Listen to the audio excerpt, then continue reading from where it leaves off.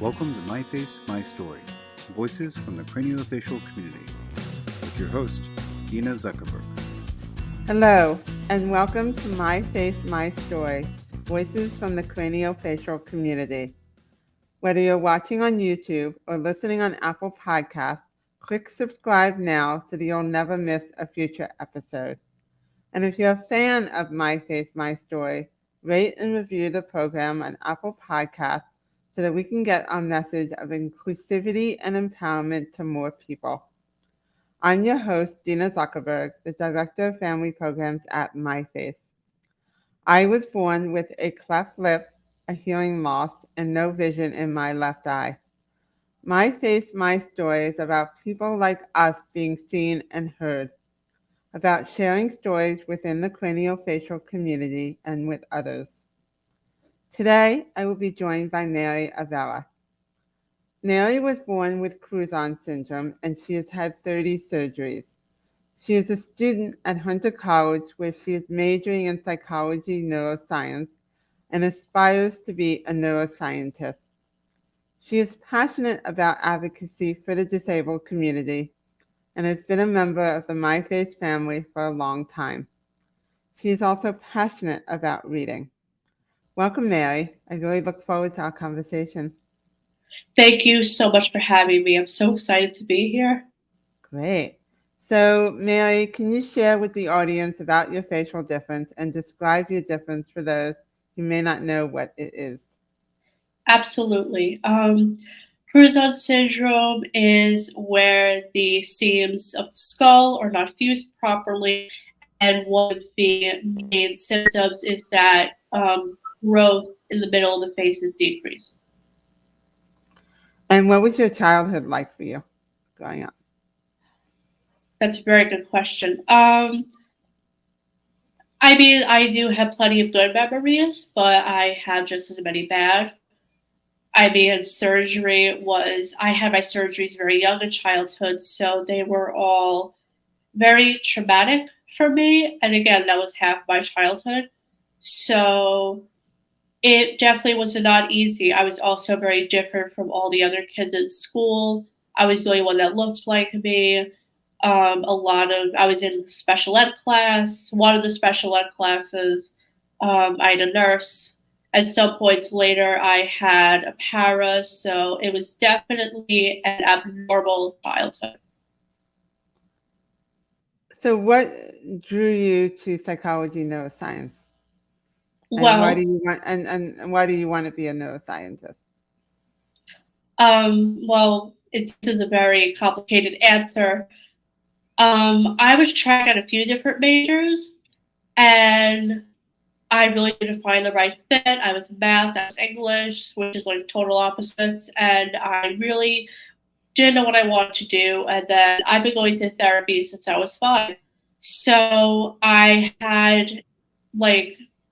I had an inside piece to that world of psychology because I've been a part of it for so long. So I figured, let me just try this. And I took my first introduction to psychology class in 2022, and I absolutely loved it. I wanted to help people like me who have facial differences and who have autism. I'm on the autism spectrum. And I wanted to just help people because a lot of people don't have both autism and a facial difference. And it's even rarer just to have a facial difference. So I wanted to, as I said, just help people. But then I realized maybe being a therapist wasn't for me. That was the original path I wanted to go. And I figured, well, I still want to help people, but I want to do the research behind that. That's how I can still help people. And all of that is neuroscience. Yeah, and I think we can use more researchers, especially in the craniofacial space. So that's great. So during the pandemic, we were all literally wearing masks, but I think many of us figuratively wear masks, especially for those of us with craniofacial differences. And you and I have talked a little bit about this. Why do you think we figuratively wear masks? Well, I'm studying this with psychology. Everybody does it to a point. We all have different aspects of ourselves. Like for me, I have work Mary, I have school Mary, I have family Mary. It's everybody does this. It's how we function in the world. But some people put on different aspects of themselves a lot more, or they try and hide who they are a lot more. I think that some of us wear figurative masks more than others because society has taught us that we're not good enough and we're very ashamed of who we are. So we feel like we have to be somebody different. It's almost like creating a different persona of who we Yeah, are to try to fit into that mold or that experience that we think others want of us, I think. exactly. Exactly. We think that, especially from a very young age, we're taught, okay, so if you're this type of person, or you're born this way, you're supposed to act this way, and you're supposed to fit into this mold. And if you don't, then there's something wrong with you. Right. So you have to, so that a person will feel like they have to be less of themselves and more of the mold that we're taught to be. So how does wearing a mask protect you? Wearing a mask. Now, a bigger reason why I wore a mask was actually, it was more motivated by my autism than my facial difference. But there were so many aspects to this. Wearing a mask helped hide me in the fact that I didn't want people to know that I had autism. And obviously, I can't hide the facial difference, but it would just help people like, hey, look at me. I'm a normal person like you are. I just have this very different face. It shouldn't be a problem. So wearing a mask, definitely, I tried to mold myself to be more like other kids in school, other girls, what women are supposed to be. So I definitely tried to do that. And for a long time, it did hide me. It hid me well. And also, masks definitely hide our deep inner emotions. So a lot of the pain that I was going through was hidden by trying to be like everybody else. Yeah, it's like I didn't want people to see that side of me. So I created this whole other person so that I could appear this way when maybe I was still feeling that way. But it allows you to do that when you wear a mask in some ways. So during the pandemic, do you think there was a normalizing or leveling of the playing field when we were all wearing masks? 1000%. That was one thing that I noticed right away. I've been stared at since I was 5 years old because of how I look, and it's especially because, again, Cruzon syndrome, it affects the middle of the face. Half Right. of the middle of our faces were covered by masks. So if you're just seeing me from like halfway of the nose up, it's very, it hides a lot of the parts that were very different. So, I mean, my eyes are not the same size. My nose is a little pinched on the very top.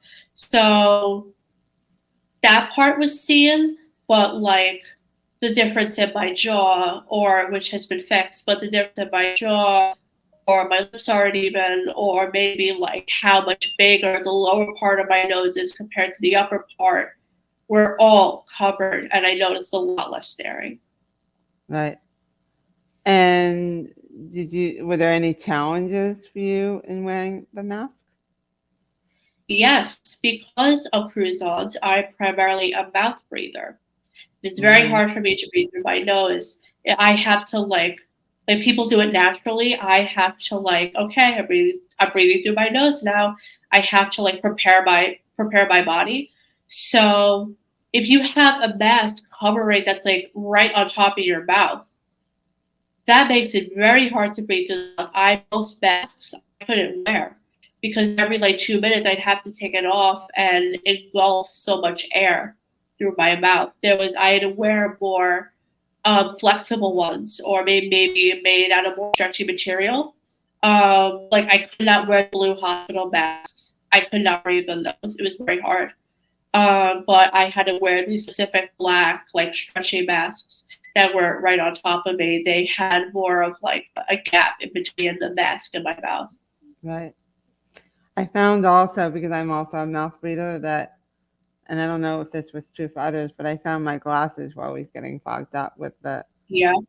the mask, because I think I breathe so much here. So if it wasn't capturing it all in here, yeah, so I get it. So what are the consequences of wearing a metaphorical mask? Do you think we can wear a metaphorical mask and be authentic at the same time?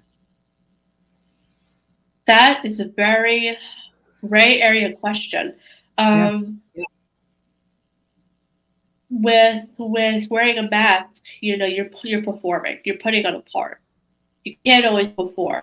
That eventually, like, psychologically, that will wear and tear you, and that will do a lot of damage to your mind. And eventually, the jig's going to be up. Eventually, you're just going to get so. I know me personally, you're going to get so angry at yourself, or just so tired of having to play two parts that you're just going to break down one day, and the jig is up. And I feel like it's very hard to be authentic. Being authentic and wearing a mask are two opposite things. It's very hard to do two opposite things at the same time. But it's funny that you mentioned this. That you asked this question because there is a quote. I heard it in a TV show. The sky is always a self-portrait, and I think there's a lot of to that. We incorporate a lot of subtle truths about ourselves in the mask. Like maybe the person that we want to be, or like a certain quirk that they have will incorporate that, or maybe a quirk that we have as being as our authentic selves, it'll still be in the mask a little bit. Or sometimes even the mask will be some of our inner emotions that we want to let out, but we just label it as another personality. Right.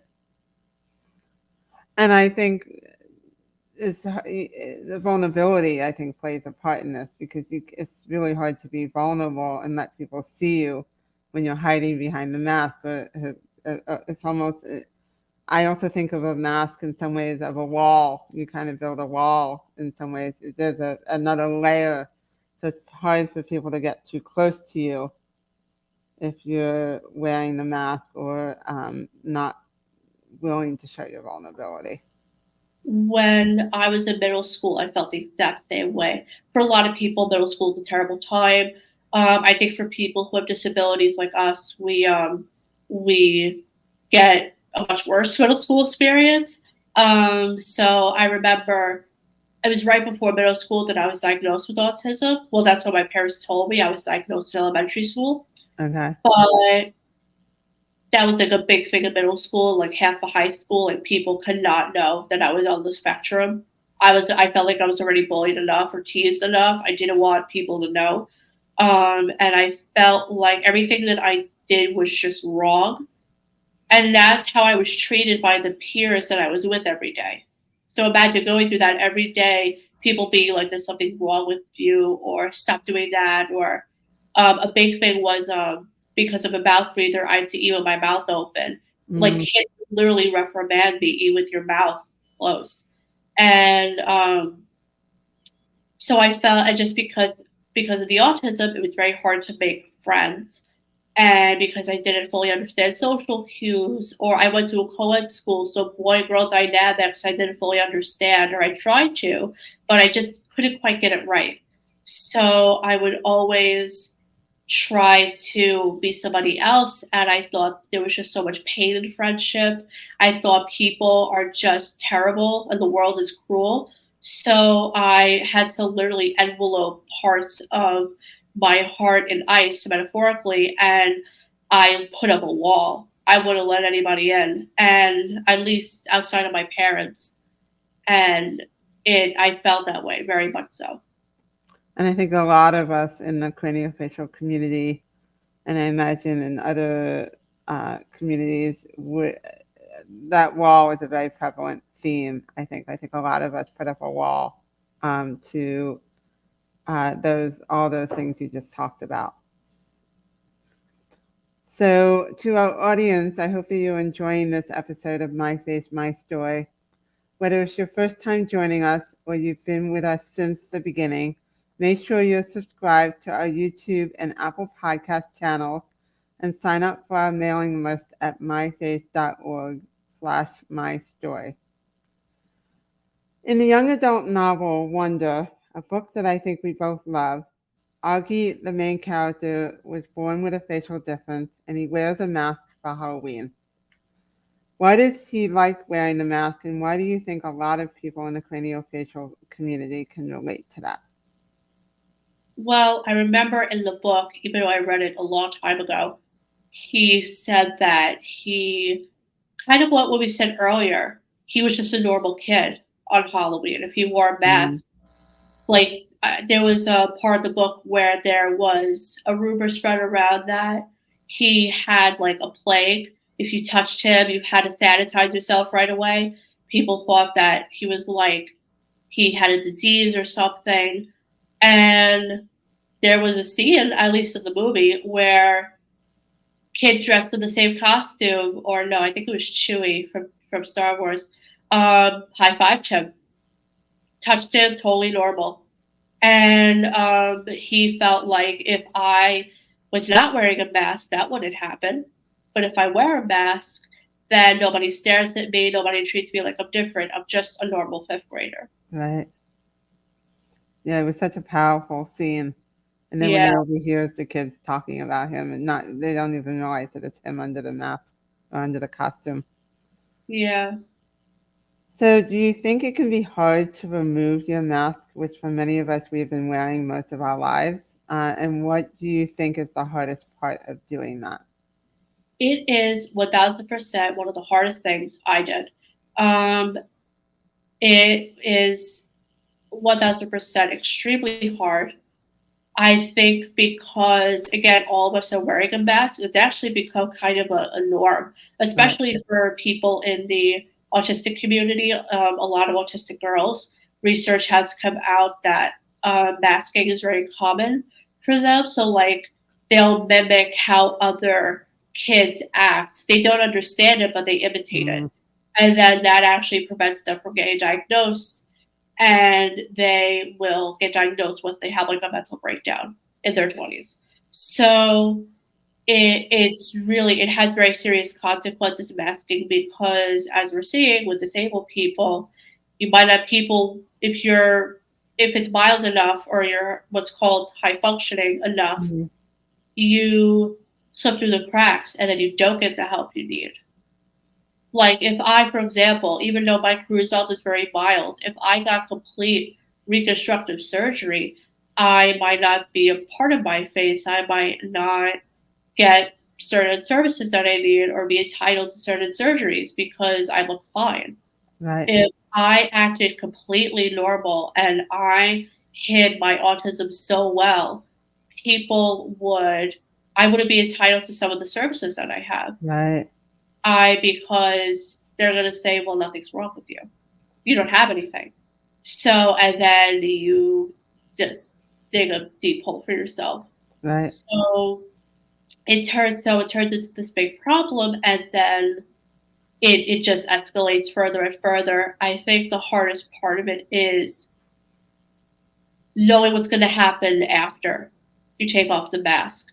Because it's like, okay, I'm doing this. How will people react? Will I lose friends? Will I get hired for a job now? Will people even care about me anymore if I actually am myself because they've known this other person this entire time? Mm-hmm. So it's the work that you will do, I think, and the importance of mental health and psychology and really thinking about this, because it's really important, because like you said, that piece is so hard. I mean, I'm much older and it's taken me a long time to actually remove the mask. and I think there's still elements of myself that I hide. And I want to say that I think, like you said at the beginning, we all do this to some extent, whether you have a facial difference or not. But as you say, it's much more prevalent, or much more, the desire is greater for those of us in the craniofacial community and for those on the spectrum. So I think you alluded to this, but have you taken off your mask, and what has that been like to reveal more of yourself? First time I took off my mask, well, I started a junior year of high school. I was finally like, that's it. I'm not hiding anymore. This is exhausting. I'm petrified that I was going to lose friends. My parents were like, Mary, they probably figured out that you're autistic already just because of some of your mannerisms, or saying something that was socially wrong in an instant, or just being like quirky. My parents are like, they probably have already figured out that something's up. Mm-hmm. But I still thought that I've hit it so well. And even if they did figure something out, but I'm officially telling them now, I'm going to lose everybody. Facial difference, again, is harder to hide unless you have massive plastic surgery. But because I had so much surgery already, I figured that, it's mild enough that I can get away with saying I don't have a facial difference. And I was just so scared. I was petrified, but I really just told my friends, and that was it. They were accepting of it in high school, and then I started to just talk about it more because I knew it needed to be talked about more. And I also, again, was just tired of living this false person, second life identity, that I just didn't care anymore if people knew. And then I officially took off the mask last year in the spring semester of 2022. I actually had a class about wearing masks. Mm. And I'm in the honors program as well. And they do special classes that just the honors students could take. And it was my first honors class. And this professor, she was teaching a class on masks that have been worn throughout time, like masks like at a masquerade ball, or certain criminals they will wear masks, superheroes wear masks. But we talked a lot about the COVID mask as well, and we talked a lot about figurative masks. And she knew. I told her who I was. Mm-hmm. I told her about the diagnosis, about everything, and she brought up the idea. She said, "You don't have to do it, but if you want, I would really like it if you talked about your experience to the class." And I was like, let's do it. And it was one of the last classes, and I talked about all the different personas I put on. I talked about the autism diagnosis, all the surgeries briefly, because that's a lot. But I did this whole PowerPoint presentation. I showed before my 2020 surgery. I showed after my 2020 surgery. I showed so much, and I literally said, I am taking the mask off. And it was just so rewarding. It was amazing finally being myself. And what was the reaction you got from the students and the Tons of teachers? applause. Tons of applause. Everybody was so happy for me. I got cheers. Great. Yeah. It's like Augie says at the end of the book, everybody deserves a standing ovation, at least something like that, at least once in their life. And it's such an amazing feeling when that happens. And so that's amazing, Mary, that you did that. And thank you. Yeah. And I think we could all learn from that, because I'm still working on removing the mask completely. So amazing. So what advice would you give to someone with a facial difference who is afraid to remove their metaphorical mask or the figurative mask? What would you say to them based on what you just shared? I would say it's hard. It's going to be a long road. I don't want to romanticize it in any way. Don't think that it won't have consequences because I had a very fortunate experience. You might lose some people, and you might lose some things, but in the end, it's definitely rewarding because it's so taxing on your brain, on your mind, that it's just so rewarding. And sometimes when you have the mask, you become so immersed in the mask, you even forget who you actually are. That's happened to me. Right. So I feel like if you want to be yourself, do it slowly. If you don't do it, if you do it all in one, it's going to be harder. It's going to be more taxing on you emotionally. Mm-hmm. Do it piece by piece. Trust. Make sure you have a support system to do it. Make sure that you have family and friends who truly love you, who have known you with the facial difference, who have been with you through the surgeries and have been with you through the diagnosis and have talked to doctors and have done everything. And make sure that you have them there with you. Remove the mask with them first, then move on slowly to other groups of people.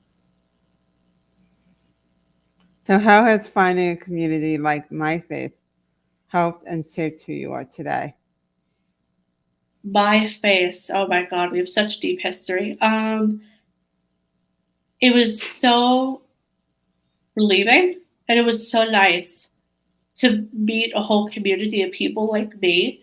It's been one of the circles where I get the respect that I deserve.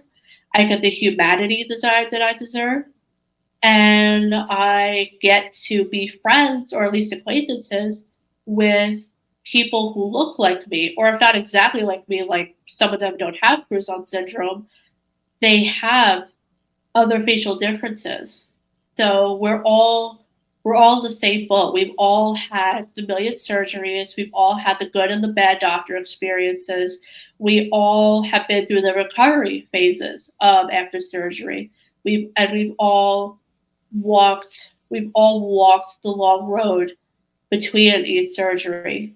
And we've all been through what it's like emotionally, how emotionally taxing. Even if you are putting on a mask, the lives that we have lived has been emotionally taxing because who would want to go to surgery as such a young child? Who would want to go through that pain? So I had major anxiety every time I had a surgery, especially at a very young age. I only started to not be so nervous when I was like towards the end of it, when I was like 8 years old. So, and then my 2020 surgery was just conquering my fears. It felt incredible. And I would just say, do it slowly and make sure that, and also MyFaith has made sure that I have a community that I could take the mask off in front of before doing it in front of the world. MyFaith has definitely given me the support to do it. This was a very recent decision after a MyFaith, one of the support group sessions, I decided I'm not going to have any more surgery because none of them are medical necessity anymore. It would just be for aesthetics. And it would just be the big reason why I first wanted to do my 2020 surgery was because it was aesthetically pleasing to others, and I just wanted to be accepted. And I was doing some of it for me, but some of it for others. And I was finally, after one of our support group sessions, I was just like, no, I'm not doing that anymore to please others. I'm not going through trauma just to get other people to like me. Right. It's a great learning. Great, and such a great advice you're giving, Mary. Thank you. So, speaking of advice, what would you say to parents and families who may be at the beginning stages of their journey? First of all, most parents, like my parents, had no idea this was going to happen. They're all rare genetic mutations. And my parents definitely got a surprise when I was born. And the doctors were running tests and they realized she's not breathing through her nose. And they had a feeling it was Crouzons, and they told us go to NYU, see Dr. McCarthy, the legend, Dr. McCarthy, and get a confirmation from them. And the rest is history. But I would definitely say to parents and families going through this, the most important thing you could do for your child, treat them the way that you would want to be treated, give them their humanity, give them love, teach them to, I would also say, be realistic. Don't try to make everything like pie in the sky, because sometimes it's not okay the way that we're treated. Sometimes not everything is going to be okay, but teach them that it's going to be hard, but you will have successful moments in life. There will be good moments. It won't be all doom and gloom. And also, every once in a while, parents, give yourself a pat on the back. It is not easy going through this process of all the surgeries. And a lot of parents, whether their kids are born with a facial difference or not, they're always worried about messing up. I'm not a parent, so I wouldn't really know. But you are going to mess up at some point. Everybody messes up, and there is no hope on parenthood. So, you are going to make a mistake here or there, and it's totally normal. And also just make sure that your child or whoever you're watching over, if you're their guardian, let them know that there is somebody there who is always in their corner and you will always be there for them. That is the most important thing. So much wisdom right there, Mary. So knowing what you know now, what is one thing you would tell your younger self? Ooh, one thing I would tell my younger self: you're going to be more successful than a lot of the people who are not nice to you. That's happened to me. I literally like randomly have seen them on the internet somehow, or like get a notification from LinkedIn. You know this person, or I run into them, and on Staten Island, that's where I'm from, and we'll talk. How have you been? And it was all worth it, because I turned out to have a lot of good later in life. Is it perfect? No. Do I still deal with a lot of the insecurities that I've had since I was a little girl? Yes. Do I still go to therapy for it? Yes. But you will meet people who, and it may take a while, you will meet people who you mesh with, who you work well with. You will actually make friends. I know people on the spectrum will think that's impossible.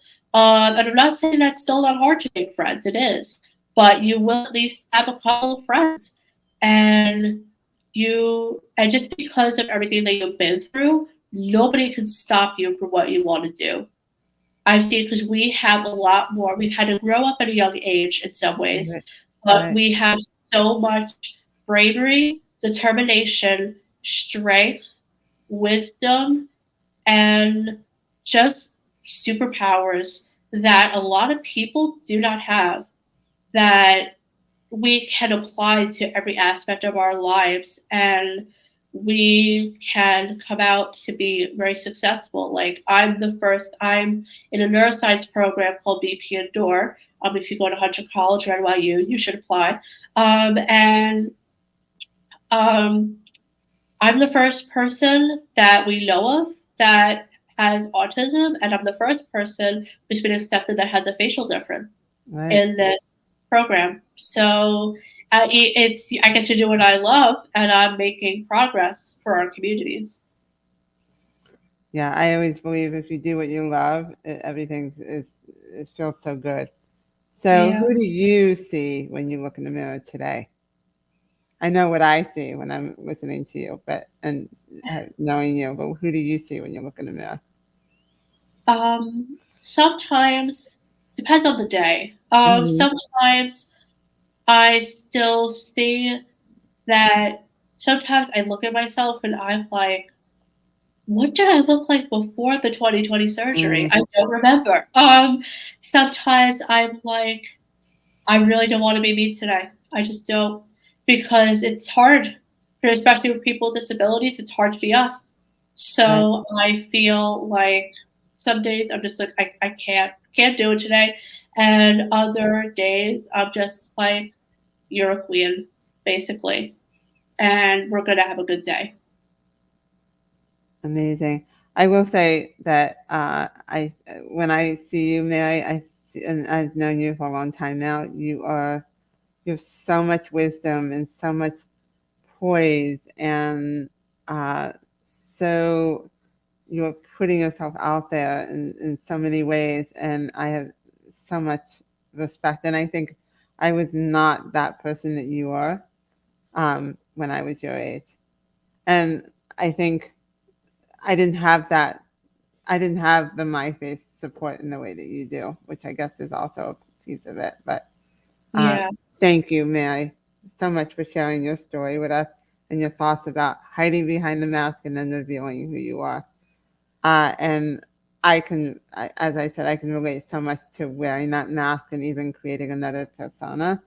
And it's only in the last few years that I have begun to reveal more of my true self, my authentic self. And I look forward to seeing where your journey takes you in the future. I am so excited to see where you go and supporting you all along on that journey. So thank you, Mary. Thank you so much. And I do want to see where that journey goes. And I think it will definitely be an interesting road. Okay, thank you. So Mary is an inspiration to me and everyone she meets. Everyone has a story, and I'm hopeful that by sharing stories like hers, we can create a kinder world. For more than 70 years, My Face has been dedicated to changing the faces and transforming the lives of children and adults with facial differences by providing access to holistic comprehensive care, education, resources, and support that pave the way for better outcomes. To learn more, please visit myface.org.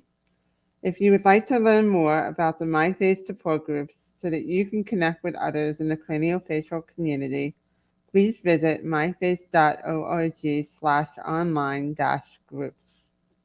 Be sure to subscribe to My Face, My Story on your favorite podcast app and on YouTube to get notified of our next episode.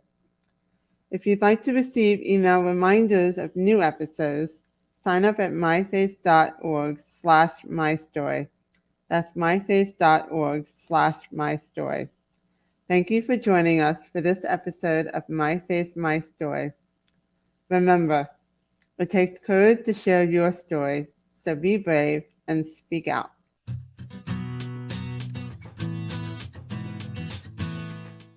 Hi, I'm Stephanie Paul, the Executive Director of MyFace.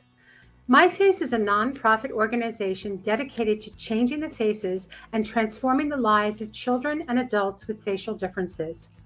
We do this through various programs and events such as the Transforming Lives educational webinar series, Races for Faces, the Wonder Project, and the groundbreaking My Face, My Story conversational series. You can learn more about all of these on our website at myface.org. If you enjoyed today's program, we hope you'll consider making a donation to help keep programs like this possible, as well as to further the support of the craniofacial community. Thank you.